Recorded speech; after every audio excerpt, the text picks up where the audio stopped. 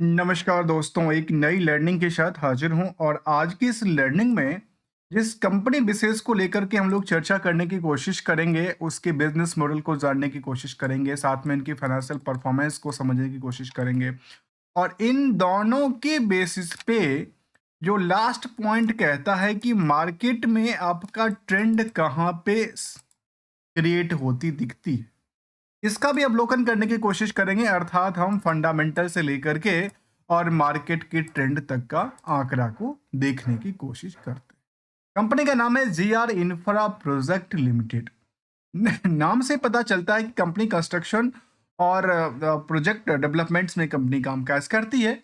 जहां तक इनकी कंपनी के बारे में देखा जाए, इनकी बिजनेस मॉडल में तो कंपनी कहती है कि हाईवे एंड ब्रिजेस का कामकाज, रेलवे एंड मेट्रो के लिए, हाइड्रो एंड टर्नकी को लेकर के, और साथ में रोपवे हो, पावर ट्रांस इंफ्रास्ट्रक्चर्स हो, मल्टी मॉडल लॉजिस्टिक्स पार्क हो, या फिर कह सकते हैं कि मैन्युफैक्चरिंग एंड फैब्रिकेशन का कामकाज और ऑपरेशन एंड मेंटेनेंस का कामकाज भी कंपनियां करती है।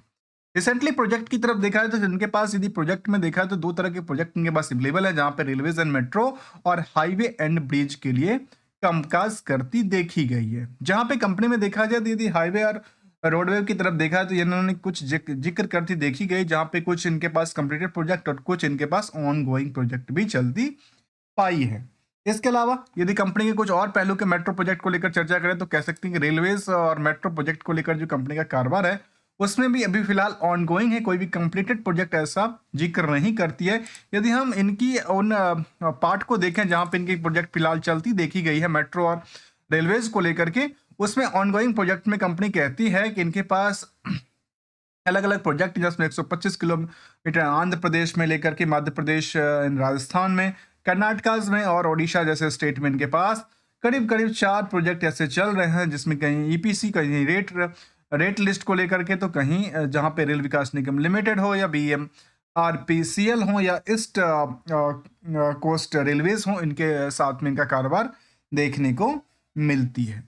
चलिए, तो ये तो उनका प्रोजेक्ट का डिटेल था। इसको लेकर कितनी कंपनी कमाती है और कमा के कितना सेविंग करती है, उनके फाइनेंशियल ट्रेंड को जानने की कोशिश कर। देखिए दोस्तों, कई बार कुछ सवाल होते हैं इस तरह की, कई सार जो सर जी आज ना स्टॉक मार्केट में इसमें गिरावट आ गई, आज इसमें चढ़ गया, इन सब बातों से थोड़ा सा दूर हट के चलिए। और ये दूर हटने का मतलब है, जो हम इन पार्टों से, इन प्राइसों की लिस्ट से थोड़ा सा दूर हट के यदि कंपनी के एग्जैक्टली फंडामेंटल को जानने की जरूरत पड़ती है, तो बुक वैल्यू से देखिए, कंपेयर करके आखिर कितना प्राइस फिलहाल है मार्केट में, क्या इंट्रिंसिक वैल्यू के मुताबिक मार्केट में उछाल क्रिएट कर पाई है कि नहीं कर पाई है। यहां पर देखा जाए तो कंपनी आज भी अंडर वैल्यूड है, तो ये कह सकते हैं कि अंडर वैल्यूड वाली स्टॉक है, पर मार्केट में गिरावट होती है। गिरावट तो एक मार्केट की सेंटिमेंट है, क्योंकि एक बार मार्केट गिरावट होगी तो एक बार चढ़ना होगा, कहीं खरीदारी तो कहीं बिकवाली, इनका प्रेशर तो चलती रहती है। इंडस्ट्रियल की पीई के मुताबिक देखें तो स्टॉक बिल्कुल खाली पड़ी है, अर्थात यहाँ पे पूरा जगह भरा है निवेशकों को लेकर के। प्रमोटर का पास जो कंट्रोल है 74%, जहां पे डिविडेंड का कोई ट्रैक रिकॉर्ड नहीं है। आरओई आरओसी की आंकड़ा भी करीब 15 से 16% रिटर्न की बात कहती है। तो वहीं पे यदि सितंबर तक की डेटाबेस इस कंपनी का है, तो वहां पे debt to equity, current ratio के number, sales versus order, debtors parts और order standing versus net profit, ये हमारे लिए सभी रिलेवेंट हो सकते हैं। अदरवाइज ये हमारे लिए रिलेवेंट होगा जब दिसंबर का रिजल्ट पब्लिश हो गया हो। ओवरऑल इस कंपनी बिजनेस में, जिसमें कि रेलवेज प्रोजेक्ट हो या फिर हाईवे प्रोजेक्ट हो, 14% की कमाई को सेव करती है।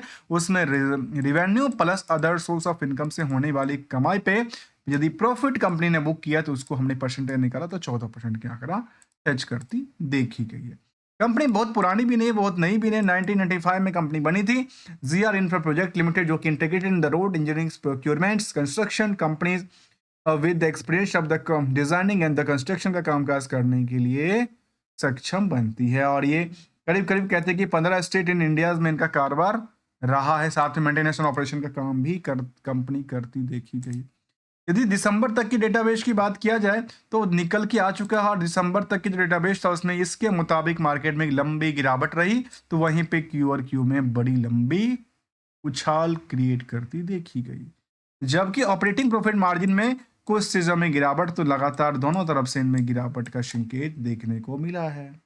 प्रॉफिटेबिलिटी पर पॉइंट ऑफ व्यू से यही चीज आंकड़ा देती है, क्योंकि यदि ऑपरेशन से ही आपकी थोड़ा सा दिक्कत है तो फिर आपकी दिक्कत का सामना तो करना पड़ेगा। लेकिन अच्छी बात ये रही इस सिचुएशन में आकर के कंपनी ने अदर सोर्स ऑफ इनकम अच्छे खासे बना के रखे हैं, जो कि 154 करोड़ तक की आंकड़ा को टच करती है। इसी स्लैब के बेसिस पे यदि हम देखा जाए तो कंपनी का सेल्स का आधार था वो लगातार चलती गिरावट दर्ज करती है। तो प्रॉफिटेबिलिटीज में भी गिरावट था, तो रिटर्न ऑन स्टॉक प्राइस भी गिरावट था, तो रिटर्न इक्विटी ऑन एवरेज 16% तक की रिटर्न क्रिएट करती देखी गई। मतलब ये दोनों चीज इसमें गिरावट रही तो क्या आंकड़ा देती है कि ईयर ऑन ईयर बेसिस में गिरावट रही है, तो कहती है जी हाँ, नहीं जी, कुछ के लिए कह सकते कि हाँ, कुछ के लिए कह सकते नहीं। यदि अवलोकन करेंगे कब से, 2021 के बाद मार्केट लास्ट 3 साल से गिरता जा रहा है। उससे पहले मार्केट एक पिक पे चल रही थी। उसी रफ्तार से मार्केट यदि पिक पे चलती दिखे कुछ क्वार्टर ऑन क्वार्टर डेटाबेस कामकाज को लेकर, तो शायद मार्केट में कुछ रैली भी हो सकती है। अदरवाइज निवेशकों का इंटरेस्ट कहता है कि 62,000 के आसपास, जो कि पहले इस कंपनी में 75,000 मतलब निवेशकों का तादाद यहाँ से लगातार घटती जा रही है, इंटरेस्ट घटता जा रहा है। इसीलिए मार्केट में ओवरवेट होते हुए भी इसको लेकर के इंट्रिंसिक वैल्यू को लेकर के तब भी मार्केट में अभी तक अंडरवेट और अंडर वैल्यूड के श्रेणी में दर्ज करते हैं। पीयर्स में जहां रेल विकास निगम, आयरवे इंफ्रा, एयरकॉन इंटरनेशनल, जेफकॉन जैसे कंपनी शामिल है, उनके आगे इन स्टॉक में जो निवेशकों को लेकर के भीड़ है बिल्कुल खाली है, चाहे वो कैश मार्केट से बुक वैल्यू का ही आंकड़ा क्यों ना हो या इंट्रिंसिक वैल्यू से भी आंकड़ा। नेक्स्ट बात ये शामिल करती है कि कंपनी में कुछ अच्छी बातें को लेकर कंपनी में एफआईडीआई की भूमिका रही है, साथ में आम पब्लिक के पास केवल 3% की होल्डिंग है।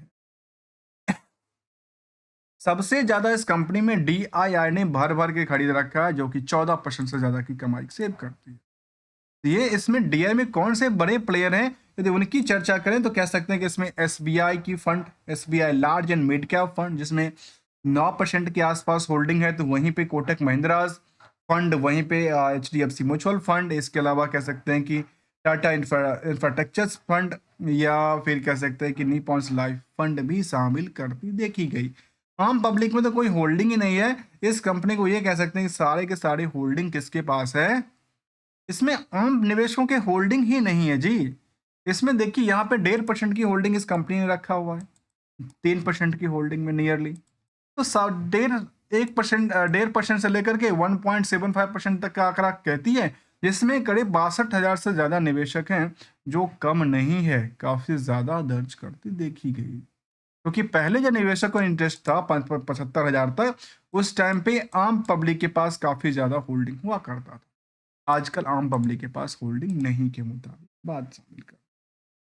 इसके अलावा यदि इनकी कुछ और डेटाबेस को देखने की कोशिश करें, जहां कंपनी ने पर्सपेक्टिव डेटा को साझा किया था अपनी ट्रांजेक्शन कॉल को लेकर के, लेकिन इसमें डिटेल में नहीं जाएंगे। प्रेजेंटेशन को लेकर के चर्चा किया जाए तो इसे कह सकते हैं कि इन्होंने प्रेजेंटेशन को लेकर ऐसा कोई भी यहाँ पे अपनी इंफॉर्मेशन नहीं दिया है। फरवरी में इसकी पीपीटी आई थी। अब पीपीटी के माध्यम से ये मैं समझने की कोशिश करूंगा, जो जीआर इंफ्रा प्रोजेक्ट लिमिटेड को लेकर के जो getting people the place fastest companies presentation की बात कहती है, और यहाँ पे अपने जिक्र करती देखी गई कि इनके पास कामकाज में ज़्यादातर हाईवे के लिए कामकाज करती है, और ने कहा कि स्टैंडर्ड डेटा बेसिस में चाहे हमारा टोटल इनकम हो, चाहे हमारा मार्जिन हो, चाहे प्रॉफिट मार्जिन की बात करें, इसको उन्होंने ग्राफ और इसके बेसिस पे मार्केट में ग्राफ और प्रेजेंटेटेड जो डिक्लेरेशन है उसको इन्होंने साझा किया देखने को मिलता है। फिलहाल के लिए कहते हैं कि इनके पास यदि आप चर्चा करें portfolio for the road transmission और प्रोजेक्ट ऑपरेशन को लेकर के, तो कंपनी ने कहा कि रिंग गुस सीकर्स जो यूनिटीज़ की बात कहती है ना, नागौर से में इनके पास हैं, बिलासपुर उर्गाज हैं, इसके अलावा काफ़ी सारे स्टेट्स उन्होंने स्पेसिफिक का जिक्र किया है। Portfolio of road transmission project को लेकर उन्होंने जिक्र किया कि इनके पास ये हाईवे के लेकर के ये सारे प्रोजेक्ट चलती देखी गई है। इसके अलावा उनके पास रोपवे में भी इनके पास, चाहे वो ताराकोट्स में हो या फिर पावर ट्रांसमिशन में, चाहे वो टुमकुर में हो या फिर ट्रांसमिशन सिस्टम इन रायगढ़ में हो, या फिर MMLP के साथ इंडोर MMLP प्रोजेक्ट की शामिल किया जाए, तो ये सारे इन्होंने अपनी डेटाबेस साझा करके रखा है। और इन्होंने ज़्यादातर जो काम है वो कहती है कि हमारा रेल रोडवे, चाहे वो रोडवे हो या फिर हाईवे हो, ब्रिजेज हो, कैंडल एंड वर्क्स को लेकर भी कंपनी ने किया है। Metals crash and the barrier का कामकाज, या फिर road signatures and the marketing painting का कामकाज कर चुकी है।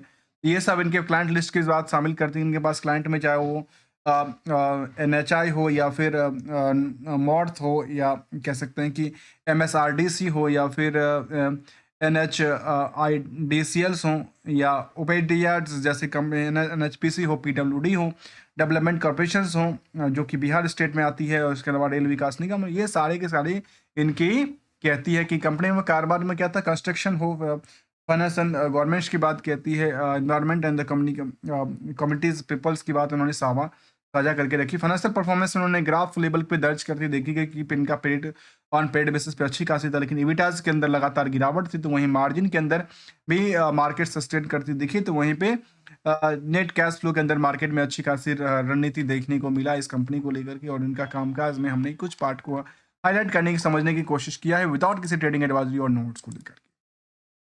अब फिलहाल आता है कि मार्केट में इस तरह की ट्रेंडिंग बना किया, मार्केट में सभी की सभी कंपनियां बिकवाली हो रहा है कि केवल केवल इसी कंपनी में बिकवाली का प्रेशर देखने को मिला है। लास्ट 3 महीने में इन कंपनी में लगातार बिकवाली का प्रेशर गहराती दिखी है। तो वहीं पे रिस्क और रिटर्न के पॉइंट ऑफ व्यू से इस कंपनी में रिस्क थोड़ा सा ज़्यादा है, लेकिन रिस्क में अदर्स ऑफ इनकम काफ़ी अच्छे खासे कमाती है। और स्टॉक परफॉर्मेंस के लिहाज से पिछले 1 साल के दौरान की बात किया जाए, जहाँ पे ZR इंफ्रास्ट्रक्चर इंफ्रा प्रोजेक्ट हो, IRB इंफ्रास्ट्रक्चर हो, इरकॉन इंटरनेशनल हो, या फिर एफकॉन इंफ्रास्ट्रक्चर जैसी कंपनी शामिल हो, जो सभी कंपनियों में बिकवाली का प्रेशर था। केवल इसी कंपनी में नहीं कह सकते, एस टाइम फ्रेम के मुताबिक सभी कंपनियों में बिकवाली का प्रेशर रहा है। तो वहीं 1 महीने की मार्केट ट्रेंड कहती है कि कुछ कंपनी में थोड़ा सा कम, तो कुछ में ज़्यादा गहराती दिखी, जिसमें कि गहराने वाले में 12% से ज़्यादा इस कंपनी में ZR इंफ्रा प्रोजेक्ट के अंदर क्या हुआ, उसका स्टॉक प्राइस में गिरावट दर्ज करती देखी गई है। दोस्तों, हमेशा कहता हूँ विदाउट किसी ट्रेडिंग एडवाइजरी और नोट्स को हम लोग जानने की कोशिश करते हैं, क्योंकि कई बार कंपैरिजन करने के लिए अलग अलग तरीके हो सकते हैं, जिसमें रिवेन्यू पॉइंट हो सकता है, मार्केट कैप हो सकता है, प्रॉफिट आफ्टर टैक्स हो सकता है। तो कई बार स्टैंडअलोन डेटा बेसिस पे कंपेयर किया जा सकता है, कई बार कंसोलिडेटेड डेटा के बेसिस पे कंपेयर किया जा सकता है। जैसे कि स्टैंडअलोन डेटा बेसिस पे देखेंगे तो चाहे इरकॉन हो, दिलीप बिल्डर्स हो, NBCC हो, GR इन्फोटेक इसके लिस्ट में शामिल किया गया। तो वहीं पे कंसोलिडेटेड डेटा के बेसिस पे NBCC हो, अशोकास हो, IFFL हो, GR इंफ्रास्ट्रक्चर हो, RNC इन्फोटेक जैसे कंपनी भी शामिल करती देखी गई। लेकिन एक सवाल जो अक्सर होता है उसको लेकर समझने की ज़रूरत है, और वो ये कहता है कि इनका ट्रेंड जो है पिछले 1 महीने 3 महीने से लगातार बिकवाली का प्रेशर रहा है, और साथ में पिछले 1 साल में यदि हम चार्ट को देखें तो फिलहाल ये ऊपर गिरावट रही है। भले ही हम कहाँ से देखते हैं, हम ट्रेंड जानने के लिए हमें प्रीवियस रिवर्सल लेना पड़ेगा, और पिछले 5 साल, 1 साल, 2 साल, और इससे 2 साल, 1 साल, 3 महीने, 1 महीने तक के चार्ट को देखा जा सकता है। अब टारगेट और एसएल की बात कर लेते हैं। दोस्तों, टारगेट का मतलब होता है एक्सपेक्टेशंस, और एसएल का मतलब होता है लॉस होती हुई चीज़ों को बचाना। फिलहाल के लिए आप देख पाएंगे कि मार्केट में इनका 52 वीक के लो और प्राइस के आसपास आके अटकी पड़ी है। शायद यहाँ से बाउंस बैक क्रिएट करें तो शायद बेटर हो सकता है, अदरवाइज तो मार्केट में लगातार फिलहाल के लिए बिकवाली का प्रेशर गहराती दिखती नजर आ रही है। इसीलिए अपनी खुद की रिस्क फैक्टर के मुताबिक अपने डिसीजन करना चाहिए विदाउट किसी ट्रेडिंग एडवाइजरी और नोट्स को लेकर, क्योंकि we are not an trader, not an advisers, only as a learner point of view से। यदि आपको वीडियो अच्छा लगे तो लाइक, चैनल को सब्सक्राइब करना मत भूलिएगा। थैंक्स फॉर द ज्वाइनिंग दोस्तों।